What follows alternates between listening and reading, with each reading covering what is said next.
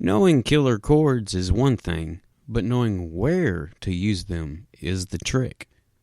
That's why we're going to spend a little time in this lesson learning about chord families. Now, most people might not realize it, but songs and scales have their own little built-in chord family. By using the notes from the major scale, we can make up 7 different triads. Each triad's based off of one of the notes of the major scale. Now, these chords that are made from the scale will work perfectly with the scale. Each chord constructed from a major scale plays a different role also. And knowing how they interact with each other will make you a better player and songwriter. For example, for a song in the key of C, we can use the C major scale to determine what chords will work and how with the song. We can decode the chord system of a scale by building triads.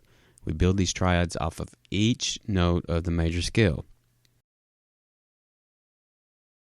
Now remember, triads are simply 3 notes that make up a chord. Tri means 3, kind of like in tricycle. The actual process of determining the chords is fairly easy. All we have to do is build them one at a time and take every other note of the scale until we have 3 notes. Alright, so let's do this. Now normally the key signature can be any note, but for our examples in this lesson and throughout this course, we'll be using the key of C. Now since we're in the key of C, of course, we'll use the C major scale. Here we have the C major scale in its extended form.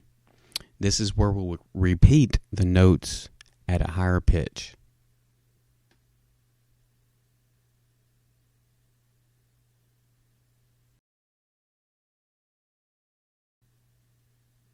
The major scale is a diatonic scale, which means that it has 7 scale steps. Therefore, when we look at this tab and play it, where any note past the 7th note is just a repeat.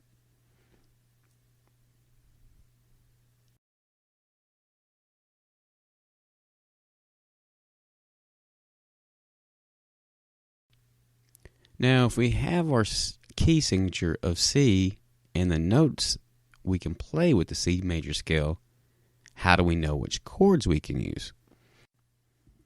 As I said before, we can build a triad off of each of the scale steps in the major scale. And this will give us a total of 7 different chords. To do this, we start off with the first note of the scale step and take out every other note until we have 3 notes to form a triad.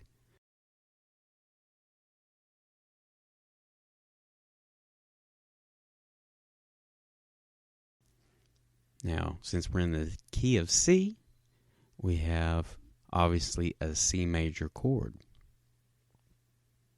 Now let's move on to the second scale step and build a triad off of it. We'll do this, repeat the same thing. We'll take that first note, skip a note, take a note, skip a note, and take a note. Here we'll have the 3 notes that are contained in our second chord or second triad, and this ends up being D minor. Now if we move on to the third note and we repeat the same process, we'll have our third triad, which is E minor, and we can move on to our fourth scale step, and we'll end up with a F, and that's F major. We'll just say F. We don't, a lot of times with major chords, we don't say major at the end. We'll just say F. And then we can move on to the fifth scale step, and we end up with a G. And now, if we move on to the 6th scale step, we'll get to what is called the relative minor. And in C major, the key of C major, or the key of C, and this 6th triad is A minor. And if we go to the 7th scale step and make our triad, we end up with a B diminished. Now, the diminished chord we haven't talked about yet, but we'll get to that a little later. Now, after we build all 7 triads, we now know the 7 chords that will work like magic in C major. Again, here are the names of the chords that are formed from the C major scale. We have the C major, which is the first chord. The second chord is D minor. The third chord is E minor. The fourth chord is F major. The fifth is G. The sixth is A minor. And the 7th is B diminished.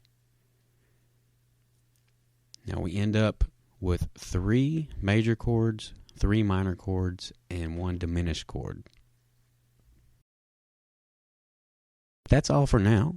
Our next lesson, we'll learn how to label these using the Roman numeral system.